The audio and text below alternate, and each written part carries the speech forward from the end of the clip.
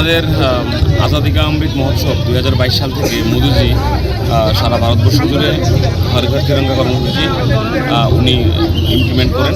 প্রত্যেকটা ভারতবাসীকে যেন তারা জাতীয় পতাকার প্রতি শ্রদ্ধা নিবেদন করেন এবং প্রত্যেকটা ভারতবাসী যেন জাতীয় পতাকা তার বাড়িতে উত্তোলন করেন এবং তিরঙ্গা যাত্রার মাধ্যমে সারা ভারতবর্ষের মানুষ যেন একটা সূত্রে বাধিত হন।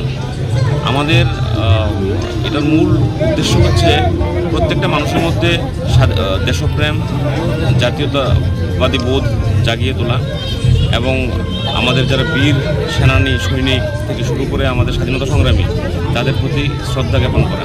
আপনারা সকলে জানেন যে আমাদের তিরঙ্গা পতাকা পিল্লে ভেঙ্কাইয়াজি অন্ধ্রপ্রদেশের উনি এই পতাকা ডিজাইন করেন এবং এই পতাকা আমাদের শান্তির প্রতীক, আমাদের গর্বের এবং আমার ঐতিহ্যের ধারক বাহক। এবং এই পতাকার যে সবুজ যে আমাদের গেরুয়া রঙটা আছে সেটা ত্যাগের প্রতীক এবং আমাদের যে সবুজ রঙটা আছে সমৃদ্ধির প্রতীক এবং আমাদের সাদা রং পিস শান্তির প্রতীক এবং যে চক্রটা আছে সেটা এগিয়ে যাওয়ার প্রতীক। তো প্রত্যেকটা ভারতবাসী এবং আমাদের যে পরবর্তী প্রজন্ম আছে আমরা কী শর্তে স্বাধীনতা পেয়েছি, স্বাধীনতার যে গৌরবময় ইতিহাস সেটা প্রত্যেকটা ভারতবাসীর মধ্যে জাগ্রত করা এবং দেশ স্বাধীন হয়েছে ভবিষ্যৎ প্রজন্মর মধ্যে এই ভাবটা থাকতে হবে, এই জাতীয়তাবাদী বোধ, এই স্বাধীনতা সংগ্রামের ইতিহাস এগুলো তাদের মনের মধ্যে রাখতে হবে এবং তারাই আগামী দিন দেশকে এগিয়ে নিয়ে যাবে।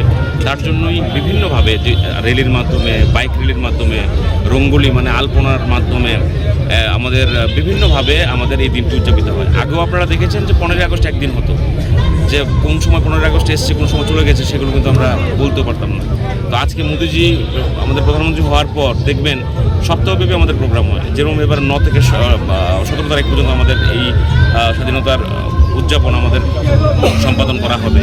তো সারা ভারতবর্ষ জুড়ে একটা যে দেশভক্তি, দেশপ্রেম এবং সার্বভৌমত্বের যেটা মোদিজি চাইছেন সেটা ধীরে ধীরে প্রতিটা মানুষের মধ্যে বিস্তারিত হচ্ছে। এটাই এই তিরঙ্গা র্যালির মূল লক্ষ্য এবং উদ্দেশ্য।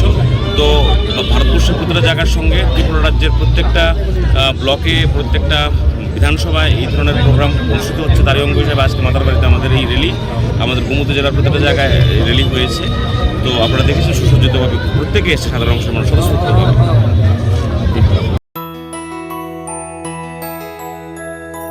স্বাদে ভরা ঘিয়ের সুবাস লংতরায়, কি ভালো খেতে!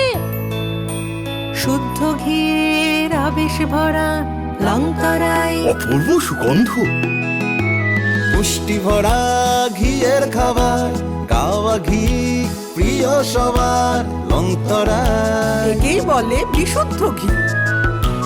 বিশুদ্ধ ঘি নাম মনে রেখো লংতরায়। লংতরাই ঘি রোজ খাবারে তোমাকে চাই। লংতরায়, লংতরায়, লংতরায়।